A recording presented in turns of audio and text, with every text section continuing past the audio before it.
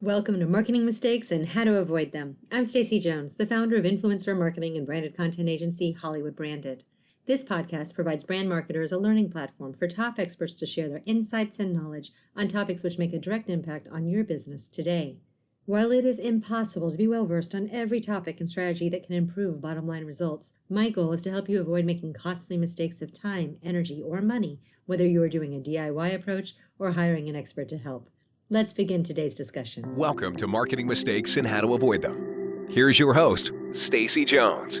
Welcome to Marketing Mistakes and How to Avoid Them. I'm Stacy Jones. I'm so happy to be here with you all today. I want to give a very warm welcome to Preston Alder, CMO and co-founder of Neighbor.com, a marketplace that is disrupting the $400 billion self-storage industry. Preston started his first company while he was in college at Brigham Young University, a videography business which both fulfilled his creative side and helped him get through college. His idea for Neighbor was born from a personal pain point before he even graduated. Today, we're going to talk about marketing tactics and how to build brand trust in a sharing economy. We'll learn what's worked from Preston's experience, what could maybe be avoided if your business is in the sharing economy or in any other type of economy, quite frankly, because we're all in business and where other brands are missing the mark. Preston, welcome. Hi, Stacy. It's good to be here. Well, super happy to have you here today. And what I'd love to do, you have a really interesting background in the fact that you started your business based on your experiences in college. I'd love to have you just fill us in on how you got started and what got you to where you're at now. Yeah, no, I'd love to share. So, as you said, Neighbor was started. The concept, the idea came about while I was in college. It actually turns out my wife and I, we were recently married and we needed storage. I was a junior going into my senior year in college. And I was leaving for a summer internship. I was going to be in South America helping a younger company. And as I looked for storage options, my wife and I, we had to put our stuff somewhere. We started calling storage facilities. And I realized every storage facility in the surrounding area was completely booked out. This shocked me. I didn't realize storage facilities booked out. I had never purchased storage before. So I started calling surrounding cities, and it turns out that even those facilities, the ones that weren't completely full, were just very expensive. It was more than I wanted to pay as a college student. And so I kind of went to the drawing board and started calling around. I called friends.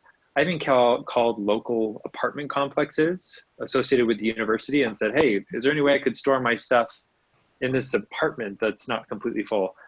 And I just got a lot of blank stares and a lot of no's, frankly. They said, no, that's not a thing, even though those rooms were going to be empty for the summer. And so I found an old friend. It was actually an old neighbor of ours back when I was very young, who lived about an hour and a half away. So called him up and he said, hey, we've got an empty garage, come use our space. So I packed up all of our stuff. I drove it there. It was at the middle of the night. It was finals week. So it was just a very stressful time of my life. I ended up driving, I think it was an hour and a half there, hour and a half back. And on my way back, it's like 2 or 3 a.m.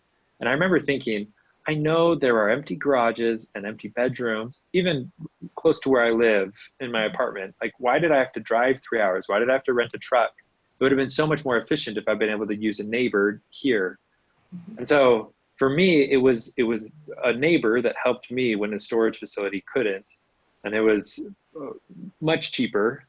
I felt good about the option all around. So it wasn't in that moment itself that I decided, I need to start a company, but that was the seed of, wow, like everyone should be doing this. And then from that time on, it was probably about 6 months later, actually, I reached out to one of my co-founders. Wasn't a co-founder at the time, but I reached out. We had worked together at, I think, 3 different companies. We knew each other very well and trusted each other. His name's Colton Gardner, and said, hey, Colton, I've got this idea that's been, it's been this itch in the back of my mind that I want to pursue. So we started making pitch decks. He was up at the University of Utah. I was down at Brigham Young University. We pitched at both. We started winning competition money, and that's kind of how we got our first seeds of an idea going, our first initial small funding. And then from there, we actually pulled on my third co-founder, Joseph Woodbury.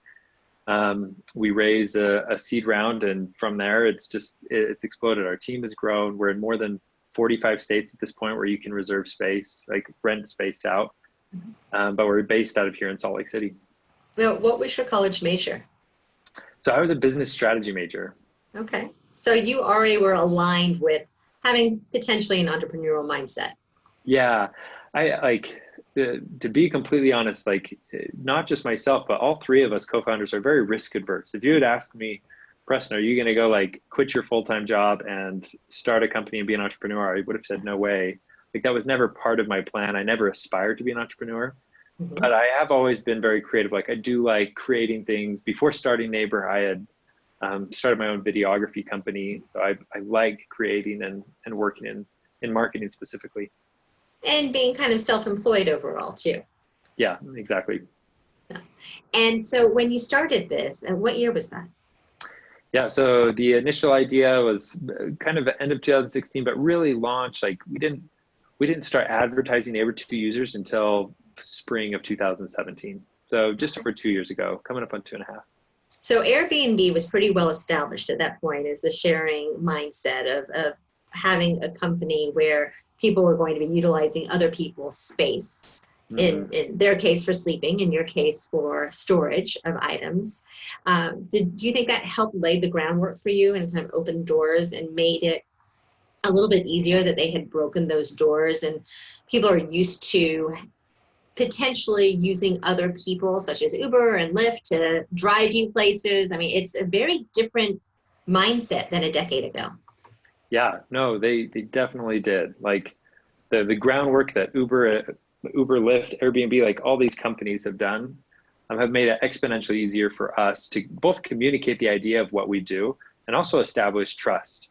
Mhm. Like in a lot of ways, I feel like their challenges of convincing people or getting people on their product are even more difficult than ours. Like 20 years ago, it would have seemed crazy to go sleep in a stranger's house or to get in a car with someone you'd never met before that Yeah. isn't a taxi driver. But for us to say, hey, would you be comfortable storing your Christmas stuff down the street with a neighbor that you potentially already know?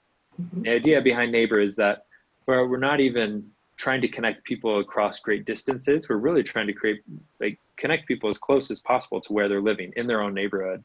And so that taking that step of would you feel comfortable storing your stuff with a neighbor? Definitely like the sharing economy companies Mhm. before us helped lay that groundwork. Yeah, those are great walls to have been broken down for you guys. Yeah. So, what have been some of the hurdles? So, obviously, sharing economy is in place. So, those walls, as we just mentioned, a little bit more broken down. But there's been challenges, I'm sure, with marketing and getting people onboarded. What have you faced? How have you conquered and sold in? And I mean, you've been very successful in raising money to support the business and grow it. How have you approached this? Yeah, I've obviously a startup, anyone that's tried to start a company or has started a company will know that there's going to be thousands of problems or obstacles that do come up. I would say two major ones that stick out were one, like we're building a marketplace. Marketplaces are very difficult. It means that we have two types of customers that have very different needs. Like it's a very rare case where someone who has space actually needs storage and someone that has who needs storage has space. Right. So for that reason, we have two different people, like two different types of customers with different needs, different demographics. And we need to market to both those customers before we can even start making money. Like we need to have hosts and renters, or what we call them. So it's the chicken and egg syndrome. So I can speak to that and how we've overcome and how Yeah. we've identified ways. And then I have a second point as well. Yeah. So to this first one, I think the first and foremost, like one of the biggest lessons I've learned is we really need to, I mean, you need to identify who your customer is and where they're at. Like, how are those trends and finding them going to be different? So just to give you a high level view for us, we quickly identified that renters, if someone needs storage, it's almost like buying gas. Like it's a very when you need it, you need it. You're going to look for it, find it. Typically, it's the cheapest option, and then you're going to move forward. Like there's a small window. It's probably a couple of days where someone who says, "Oh, I need storage. I'm moving next week, or I'm moving in 2 weeks. Let me find an option." They'll go through this search period where they're trying to find it, and they're proactively looking on channels. So they might be performing a Google search or on Google Maps, and they might be calling around or just like word of mouth or looking for facilities on the side of the road. So we quickly learned that by focusing on channels that did that lead capture. So something like Google Ads, if we're bidding on the right keywords, so if someone says storage near me, are we in the right place at the right time with the cheapest option and the closest option? So that meant we needed to only be marketing in the areas that made sense, where we knew we had the right supply for them. Mm-hmm. So long story short, for renters, we quickly identified that that is the best way for us to quickly service their needs, is identifying the channels where they're performing searches. Now, for the other side of the market, when we talk about our supply, there are very few people out there that are going to get online and type in, I have an empty garage I'm not using, what can I do with it? Like they're not necessarily proactively looking for it. And so we need to find other channels.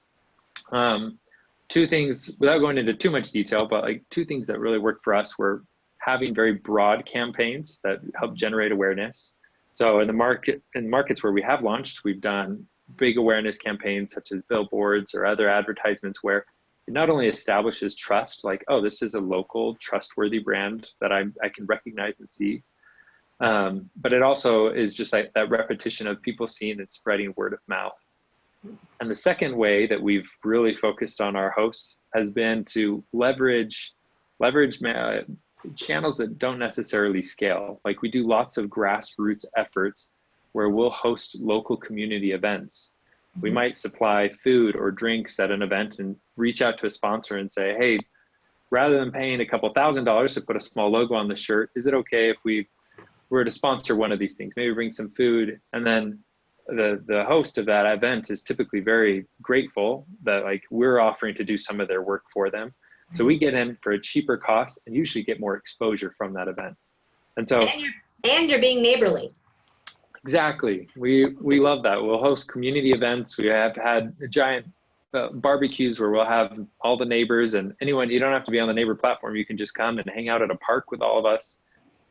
We love it. That brand has been really important to us. Yeah, that makes sense. And then, so there's obviously, some first thought starters that go into your business. I mean, there's insurance. Like, how do you make sure that your things are protected? And I'm sure that's easy. You just buy insurance policies as part of what you offer. And then there's, do people I'm just thinking of things that pop up. Would people be concerned of people going through their stuff as well, which would be something that would be. And my assumption is all of these are types of points that you are addressing in your conversations. And so you're trying to pre-identify where the pain points are for people to potentially stop them from participating. It's a great question. Yeah. In fact, you just nailed on that second issue. I mentioned there was two hurdles, and the second one, you hit it. It's just the word trust. Yeah. How can people trust our brand? And I think first and foremost, we already touched on it. The fact that Uber, Airbnb, all these companies have really established that feeling that with reviews and a safe platform that has thought through all the issues, that they've learned, consumers have learned, yes, I can trust peer-to-peer platforms. Now, for us, the biggest protection that I would say we have put up is the fact that we've really focused on brand. Like it's the reason our company is named Neighbor even to begin with. We want to make it feel you're not storing with a stranger. You're actually storing with someone down the street that's a neighbor of yours, someone that you can come to know that, quite frankly, will probably help you move your things in when you're coming to the house. Like they're very welcoming. These are people that want to help others and will also be making money at the exact same time. So trust and building that brand has been vital to everything we do. So we think from a consumer perspective, how do we need to build this experience to establish trust? Mm-hmm. Now, in addition to that, we've also created lots of these safety features that help users feel very protected. We've got a review system where you can read the reviews of your previous host. We also have things such as, you mentioned our guarantee. We have a $2 million guarantee that protects every homeowner and their things. So if there was a slip and fall or the house were to be damaged, now we want every host and renter, if there's small issues, to resolve those first and foremost between themselves. But we have this guarantee in place in case something crazy were to happen. Sure. In addition to that $2 million host guarantee, we have a $25,000 renter guarantee. And that protects every renter that is going to be storing their items and they're worried, like what if there were a fire or a flood or something were to go wrong? That covers them. As far as other questions like, what if someone were to go through my things? Well, a a lot of that is we want this host and renter to be able to communicate beforehand. You can go see the space and meet the renter, make sure you feel comfortable with who they are. We make it it's very specific in our terms of service that it can't, like, they can't go through things. It's also, on the flip side, they can't store certain items either. They can't store anything perishable or flammable or illegal. And we make that very clear. And then as far as things as accessibility is another question that comes into this trust factor. It's like, well, is this person going to be coming to my house all the time? Right. And 3 really, in the morning, I must have my Christmas items at 3 in the morning. I'm ready now. Yep, totally. And what's nice is, well, first and foremost, our renters rarely access the space. If you're putting something in storage, it's probably because you don't need it on a day-to-day basis. So that helps resolve that. Whenever every host lists their space, they have the option of selecting 3 different features or 3 different levels of accessibility. Let's say I'm listing a concrete slab on the side of my house for somebody to come park. I could say, this is available 24/7. I don't care if you come at 3 in the morning, because it's not invasive. You're not coming into my home. The second option is it's business hours. And so let's say you own an office and you've got an extra room in that office, and you're like, well, we're going to be there during business hours anyways, and we might as well make a few $100s a month off that office space. You're welcome to come anytime during business hours. And then finally, there's by appointment only. And by appointment only is the most common for home use. And so both the renter, they understand, I can only access that space if I send the host a message and that host says, yes, you can come visit the space. Sure. And yeah, what's nice about this platform is it's not too much different than the current self-storage industry as well. Like, even for self-storage, most facilities will close at a certain point in the evening, like 5 or 6 at night, and you can't access your stuff anyways until the next day. No, it's very true. And what you also said about people not ever going back to their storage if it's long-term, I am a good case in point. When my husband and I met and I moved out of my house and into his house, we downsized, but we didn't want to get rid of everything. So for over 1.5 years, we kept things in storage. It was a lot of money to spend, by the way, and a lot of things we probably didn't really need, but we didn't go once. So it's easy to see that you don't have to stop by all the time. Yep, no, totally.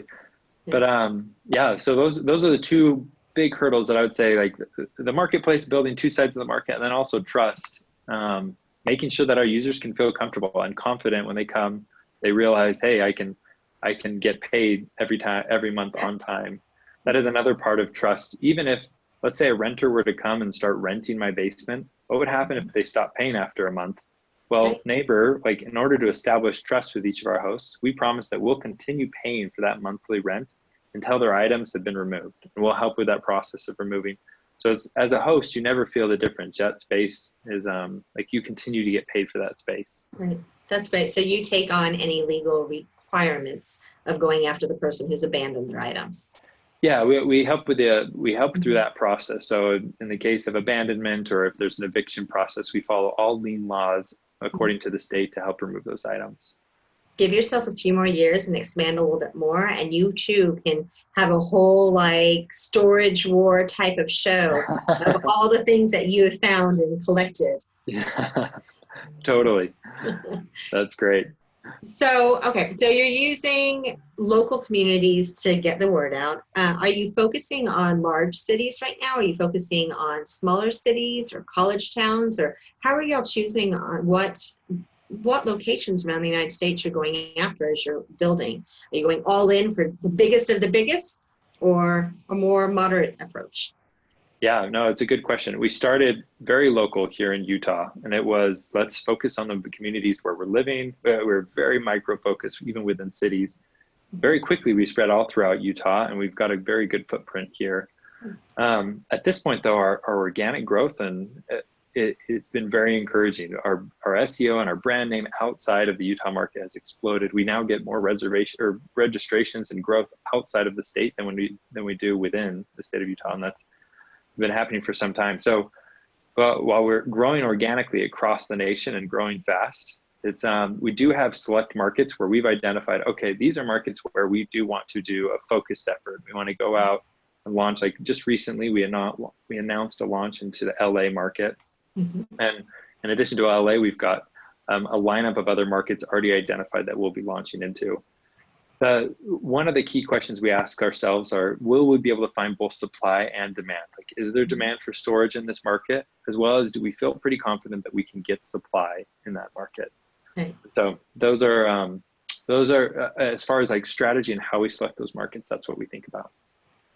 And if you had to do this over again, would you approach in a different way, or do you think you've ticked off all the boxes that you would have taken the first go around?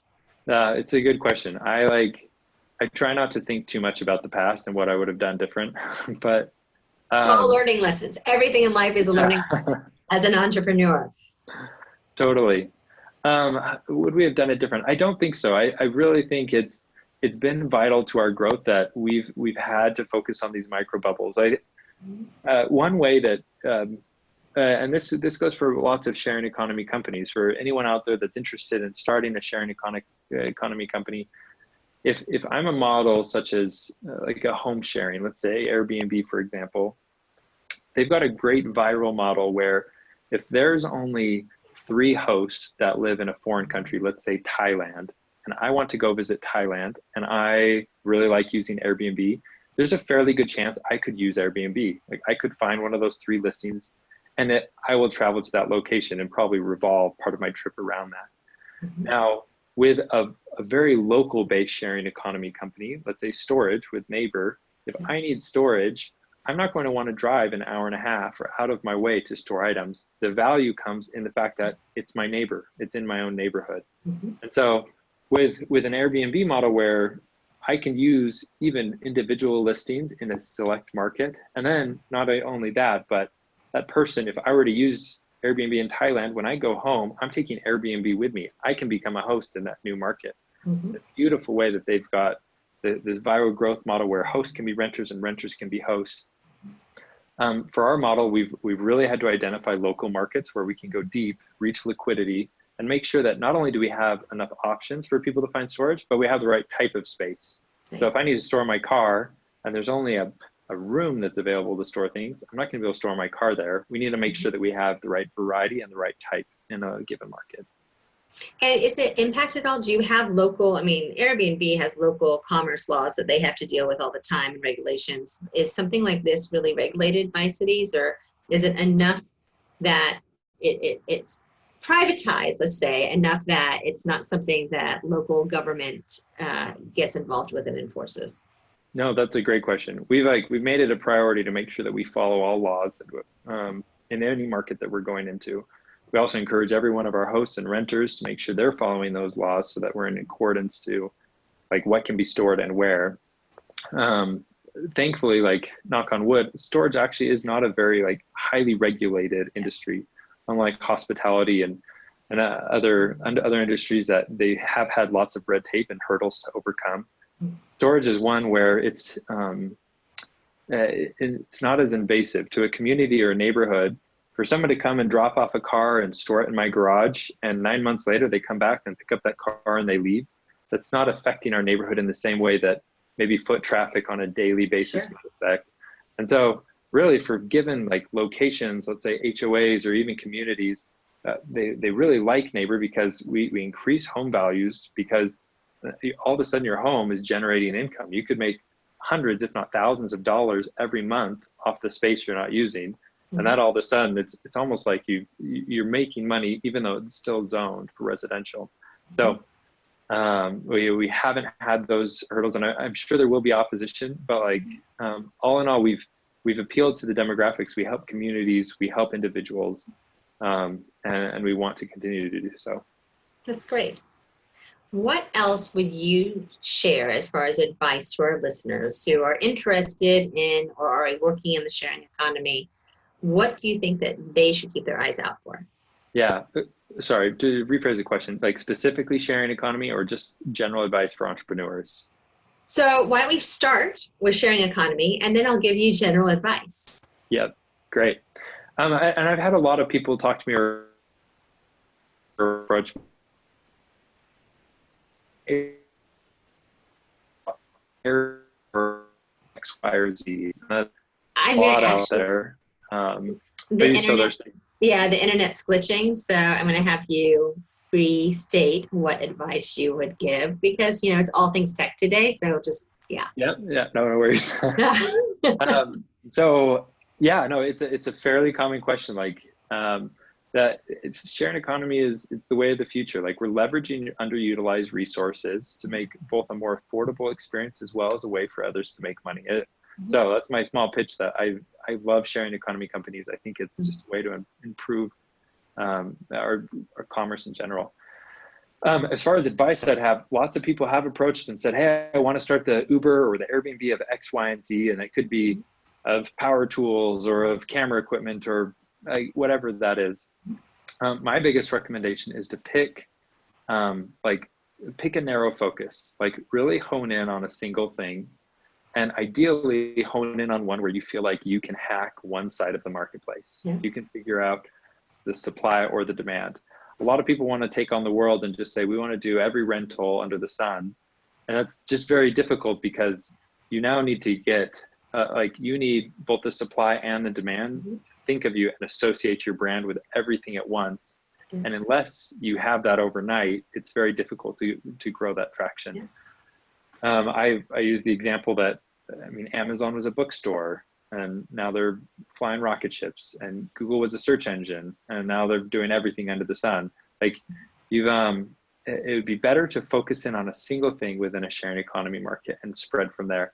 So this is just an example I'll sometimes throw out there. If I wanted to do a sharing economy platform for athletic equipment rentals, I might focus in and say, I'm going to do ski equipment, and I'm going to spend an entire week on the ski slopes, and everyone that's getting off the bus to go up the hill, I'm going to say, hey, do you need skis? You should get on my platform and rent. Here's a flyer. And for everyone coming off the hill with skis, I'm going to hand them another flyer and say, hey, you've got skis you're not going to use for the next 60 days. You might come 2 more times a season. You should put them on my platform and rent them out to someone else. That would be one way that you could hack the system and very quickly establish a brand around that system. So long story short, my advice for sharing economy would be pick a narrow focus where you can go deep so that people associate that brand with you. And then the second piece of advice would be try to hack one side or both sides of the market, the supply and the demand. Okay. And then as far as entrepreneurs, and all of that is great advice, by the way, as far as entrepreneurs go, since you are certainly one, what advice do you have for them? Probably 2 things come to mind. First, I'm actually not a huge advocate of how you should be an entrepreneur. For me, it very much found me, and I'm glad I'm here. I absolutely love it. Wouldn't trade it for the world. But I don't think I would be able, I'm so excited that I'm doing what I'm doing because I'm so passionate. And this goes for everyone on my team, and not because I contrived something. I was so obsessed with becoming an entrepreneur that I made something work. Yeah. My biggest piece of advice is go deep and learn some very relevant skill sets. Pick up some engineering or coding resources so that you can be a huge asset when you do start a company, or go start working at a company. And as ideas come, take those leaps of faith and join them. But I wouldn't, I'm not the biggest advocate of saying everyone should be an entrepreneur and you should go start something, even if you don't know what it is. My second piece of advice is just really creating value for the customers that you are, that you're working towards.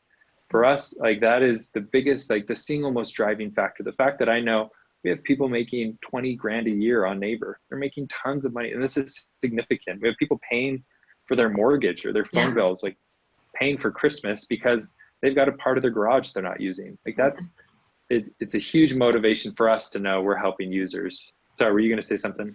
I was going to say, you're able to help people actually pay their mortgages, and people who might not be able to otherwise in some cases too. Yep, exactly. And it's awesome. And one of my favorite jobs that I've had is I've actually worked a lot with customers on an individual basis. In the early days, I was taking photos of every listing that would on board with us. And we have other photographers at this point, but it was great to be able to talk to them and hear their stories of hey, I recently went through a divorce and I don't have a source of income. Neighbor is making me $300 a month and I don't do any work. It just sits in my basement or in my garage. So that's been something that, as an entrepreneur, it would be really hard. Like, not that other industries aren't worthwhile or worth pursuing, but for me, it's been a very helpful driver to know, like, the customers that are using Neighbor absolutely love it, and it's making a meaningful impact. In addition, every one of our renters, on average, our listings are about 50% the price of traditional storage. So those people that are in a bind and need storage, we're not only closer, not only do we provide a guarantee that makes us safer, but we're also a cheaper option for them. So that, like, being able to provide value for our customers has been one of the things that's driven me as an entrepreneur. That's fantastic. I mean, I even imagine with the retirement community, when you're getting into your baby boomers up to, silent generation now, you're giving people who don't have other income other than Social Security potentially, or maybe there's a pension, opportunities where they could make money. And some people live in big houses and have the room to be able to actually do this. And it's very easy, and it's not a task that they're going to have to take on. Yeah, no, exactly. One of our very early customers is one of my favorite stories, just because I spent so much time with them in the early days as we were growing Neighbor. Was a retired woman named Annette. Her husband had passed away. He was a veterinarian that he had a small animal hospital that no longer is in use. It's in a residential community. And well, she now has it's a recycling company. They store a few of their trucks in the parking lot of this abandoned animal hospital. Mm-hmm. And she, as like retired widow, is able to make money every month off of this transaction.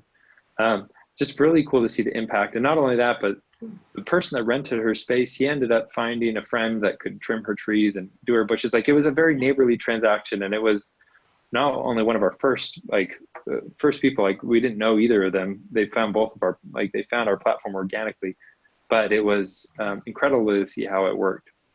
That's awesome.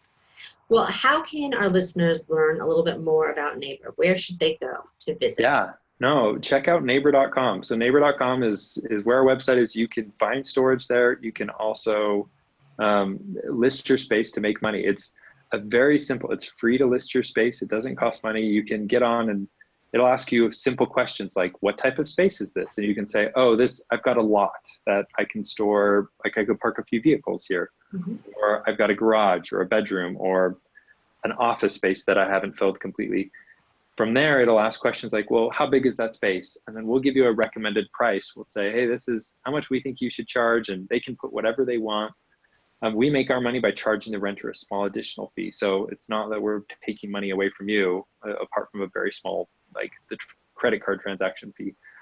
And then finally, we have a great referral program. And in fact, this is a very timely time for us to have this interview. Perfect. Yeah, tomorrow we're launching a new referral program where it's almost like a gamified ranking system where anyone that you refer that publishes their space and that space gets rented, you will get $50 and they will get $50. So it's an exciting referral program where you should tell your friends, like, you're not selling them on something, you're just saying, hey, do you like making money? Well, not only will you get $50, but you can make money month over month for renting your space out. And there's a point system. Not only can you make $50 for every completed reservation, but the leader at the end of each month, so the person at the top of the board, will get an entire month of their mortgage paid off. So neighbor.com is going to come in and write a check for your mortgage for that month. Yeah. So it's just, we are firm believers that not only can Neighbor, when you're renting your space out, pay off your mortgage, but we want to communicate that in a very visual way and saying, in fact, we're going to pay someone's mortgage off every month, repeatedly, month over month.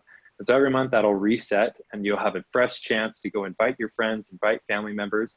And as they convert and they list their space, you'll go up in the rankings and you have a chance to get your mortgage paid off. That's a very cool point system. And then for someone to sign up for it, do they just have to go to neighbor.com to sign up for that? Yep, neighbor.com. And they, for this specific referral program, you'll see it's in the top right corner, but you can also do neighbor.com/invite. That should work just fine. Perfect. So that goes live tomorrow or Thursday morning, so the 27th. Okay. Perfect. We will get that up there then and make sure that that's included in our podcast notes as well for all of our listeners. And Preston, are there any last words of parting advice that you could give our listeners today? Oh man, I feel like we've covered a lot of things. I would say probably the most important thing and the biggest help in starting a company is surrounding yourselves with people that are smarter than you and that you trust. Like everyone at this company, I would say, is smarter than myself, and they're all amazing. It's cool to work with, not only close friends, but people that I admire and can get lots of professional help from. So whatever you do, even if you're not going to be an entrepreneur and start your own company, like you should definitely factor in whatever career path you take, you should factor in those that you work with and make sure they're people that inspire you to be better and also can help mentor you. Well, I think that is awesome parting words of advice. So Preston, thank you so much for joining us today. Really, really enjoyed having you on the show. And to our listeners, thank you so much for tuning in to Marketing Mistakes and How to Avoid Them. And I look forward to chatting with you on our next podcast. Preston, thanks. Thanks again, Stacy.